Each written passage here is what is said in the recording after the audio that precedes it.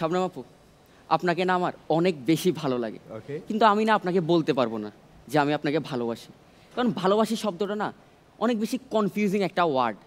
ভালো মানে টাটকা, বাসি মানে পচা। লাভ শব্দটা কনফিউজিং। যখন তোমার লাভ হবে তখনই তোমার লস হবে।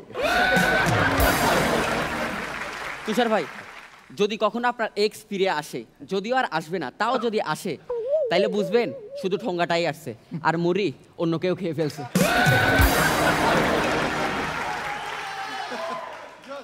রনি ভাই, কিছু কিছু মেহমান বাসায় আসলে ভাই আমার এত বিরক্ত লাগে। ওই দিন একজন আসছিল, বাসায় সোফায় বসে আব্বুর সাথে কথা বলতেছে। আমি এদিক দিয়ে যাচ্ছিলাম, আমাকে দেখে আব্বুকে বলতেছে, আয় হায় এত বড় হয়ে গেছে। আমি ভাবতেছি শালা আমি তো লুঙ্গি পরে আছি, তারপরেও বুঝলো কেমনে?